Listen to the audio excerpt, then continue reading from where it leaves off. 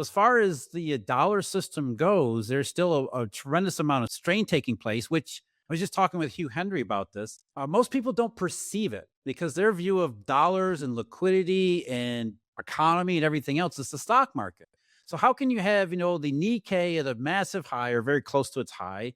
How can you have the S&P 500, the Nasdaq, European shares? How can you have all these stock markets at high when you guys are over there talking about dollar strains and dollar stress? Because if there was dollar stress and dollar strain, wouldn't the stock market be rolling over and tanking? I always say no.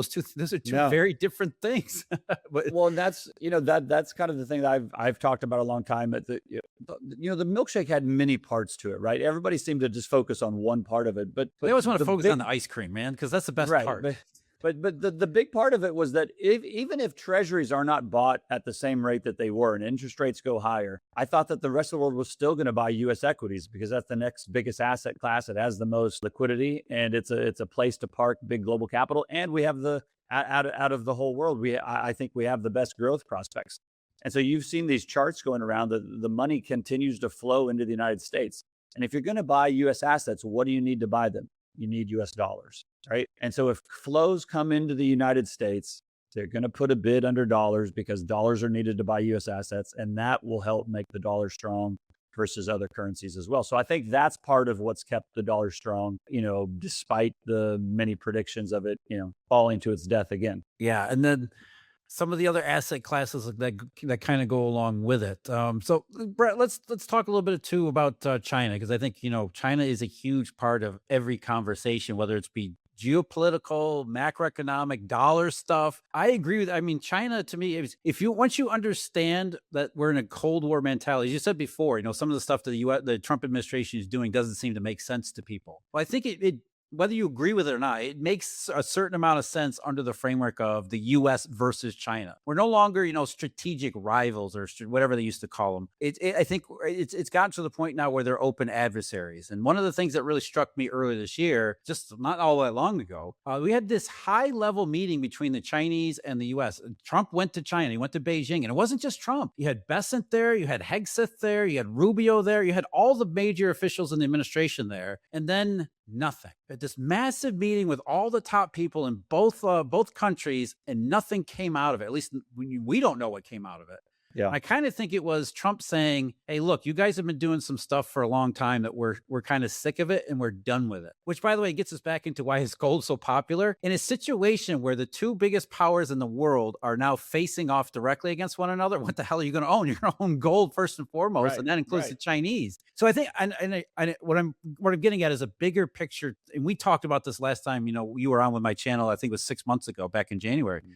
The map is being redrawn and being rewritten, which creates a tremendous amount of uncertainty. The world looks like a very different place where the US and China are not just growing together in sort of an uncomfortable partnership, where the US and China are openly hostile, not necessarily shooting each other, but very much getting in each other's faces and saying, I don't like you, you don't like me. We're gonna move our pieces around the chessboard. That's a very different world with all sorts of implications. Well, it does. And so I'm trying to think the way to set this up. So we talked earlier about how, Iran was probably part of a bigger game with China. Big chess piece Before for the that, chess piece. yeah, yeah. And Iran is one of the most important pieces on the board, right? And I know there's people out there saying Trump is too stupid. He doesn't play 3D chess. I think the point I would want to make, this is not Donald Trump's plan. He didn't walk into office 12 years ago and say, hey, or 12 months ago and say, hey, I have this fantastic idea. This is what we're going to do. A lot of these plans have existed for decades as an eventuality if it ever came to it. It's just that Trump is kind of the guy crazy enough to actually try and pull it off, right? And so, the idea that the United States didn't know the Strait of Hormuz was an important choke point. I mean, they have every choke point in the world mapped out to the granular detail. Now, it doesn't mean that they can just do whatever they want, but the idea that they weren't aware or weren't ready for something like this is just, you don't need to think these guys are all geniuses, but you're not doing yourself any favors if you think they're all idiots, right? They're actually very smart people. And so, I think both Venezuela and Iran were intended to squeeze China's access to energy, right? And then and that puts higher energy, puts pressure on China. Higher energy prices puts pressure on China, and lack of supply puts pressure on China. Another way to put pressure on China, and this goes back to Japan, and I can't remember if we talked about this or not, but the yen being weaker makes Japanese goods cheaper, and it helps to stimulate their exports.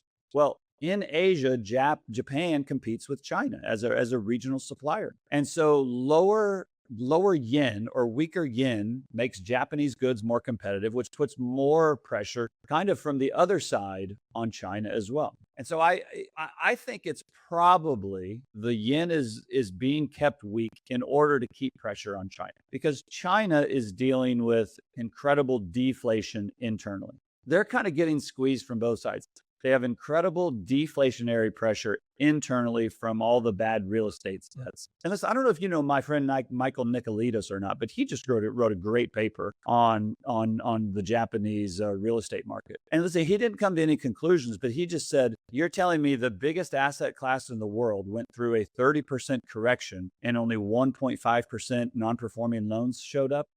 Something is not right here, right? Absurd. You can come to your own conclusions, but that number just doesn't make sense, right? And so that's the reason. What I am describing is the reason that interest rates in China are so low. I think people look at the interest rates in China, and what are they, 1.5 or 2%? Yeah, And 10 interest years rates in the 170, the 1 year's Okay. at 110. Right. And the 10 years, what, at 4.5 or whatever it is. And so they're saying, look, this is showing that the world has more demand for Chinese bonds than US bonds. I'm like, that, first of all, less than 5% of Chinese bonds outstanding are owned by the rest of the world. They're almost exclusively owned internally. And the reason that everybody in China wants to buy Chinese bonds is they don't want to buy anything else, right? Well, Because of lending the has massive collapsed deflation. too. So you got the Lending Chinese has banks who are, we don't want to Exactly. lend, so we're going to buy government bonds. Exactly. And so China is under pressure right now. And I think part of Trump showing up there with all his cabinet and the 20 CEOs of the 25 largest companies, I think that was largely symbolic, because the market, if all the CEOs that went with him, if you add up the market cap of their companies, it is bigger than all of the market cap of the entire Chinese stock market. So I think it was just a show. It was his way of saying, listen, we're still the United States. We still have power. We want to do a deal with you, because he's very transactional, but we don't have to do it, right? We still have the most innovation. We still have the growth. We have the energy to power our growth, et cetera, et cetera. And so I don't want this to come across as sounding like China has no chance here. Listen, China is a very formidable adversary.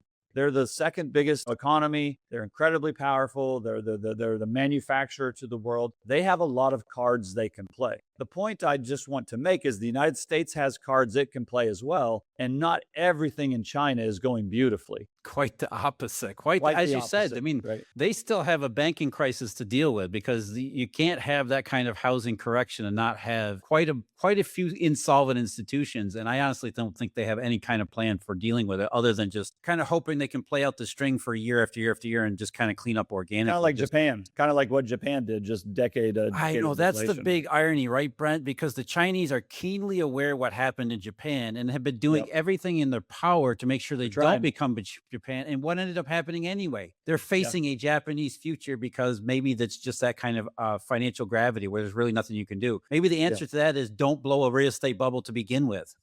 So basically what gold people have been talking about from the very beginning of time. Yeah.